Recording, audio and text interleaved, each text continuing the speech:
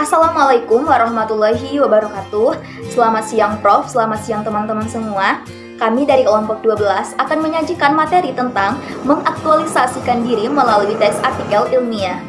Sebelum lanjut, saya ingin mengucapkan terima kasih terlebih dahulu kepada Profesor Dr. Hasnah Faiza ARNH selaku dosen pengampu mata kuliah Bahasa Indonesia yang telah memberikan kesempatan kepada kami untuk tampil menyajikan materi kami pada hari ini, tepatnya yaitu 22 Desember 2020. Saya, Umi Nadra, pemateri pertama dengan NIM 2005111538 akan menyajikan materi presentasi saya dengan 3 subjudul. Yang pertama yaitu membangun konteks teks artikel ilmiah, yang kedua menelusuri dan menganalisis model teks artikel ilmiah, dan yang ketiga mengeksplorasi struktur teks pada artikel ilmiah. Baiklah, yang pertama saya akan membahas mengenai membangun konteks teks artikel ilmiah.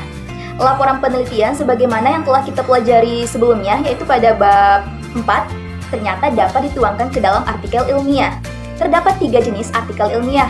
Yang pertama, artikel penelitian, yaitu artikel yang didasarkan pada sebuah penelitian. Yang kedua, artikel konseptual, yaitu artikel sebagai hasil pemikiran secara konseptual. Artikel jenis kedua ini tidak termasuk ke dalam laporan penelitian. Dan yang ketiga, artikel ilmiah populer, yaitu artikel yang pada dasarnya sama dengan artikel konseptual, hanya saja disajikan dengan gaya yang lebih informal. Selanjutnya, saya akan membahas mengenai menelusuri dan menganalisis model teks artikel ilmiah. Artikel ilmiah ternyata disusun menurut konvensi yang berlaku di lingkungan akademik secara internasional. Dengan artikel ilmiah, kita dapat mengkomunikasikan kompetensi keilmuan kita kepada pihak lain. Artikel ilmiah merupakan salah satu jenis teks akademik. Artikel ilmiah biasanya diterbitkan pada jurnal-jurnal ilmiah. Jenis-jenis teks akademik lainnya yaitu dapat berupa buku, laporan penelitian, tesis, disertasi, ulasan, dan sebagainya. Artikel ilmiah dapat digolongkan menjadi 3 macam. Yang pertama, artikel penelitian adalah laporan penelitian yang disajikan dalam bentuk artikel.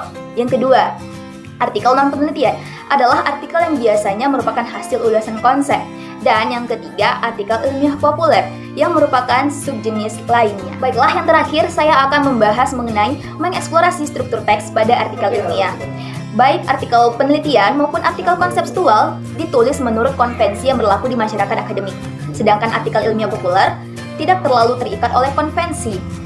Dengan mengeksplorasi yang mengacu pada beberapa pendapat para ahli, akan membuat kita dapat memahami formulasi setiap jenis artikel dan membuat kita dapat lebih baik dalam menyusunnya. Dalam mengeksplorasi struktur teks ini, ada 2 struktur yang akan kita bahas.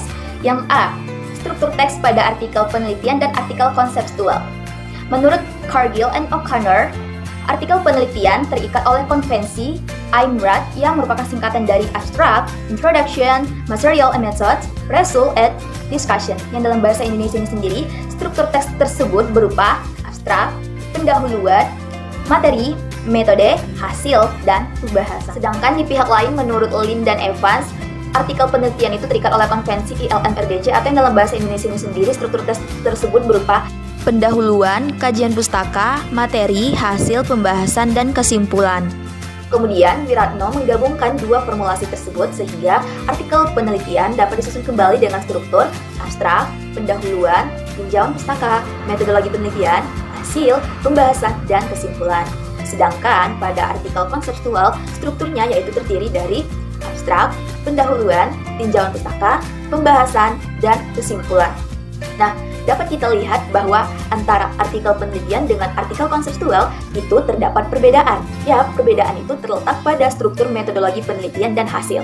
Pada artikel konseptual itu terdapat struktur metodologi penelitian dan hasil. Sedangkan pada artikel konseptual tidak terdapat kedua struktur tersebut, yaitu B, struktur teks pada artikel ilmiah populer. Artikel ilmiah populer biasanya dipublikasikan di koran atau majalah sebagai tulisan opini. Pada konteks ini, artikel ilmiah populer dapat disebut sebagai artikel opini.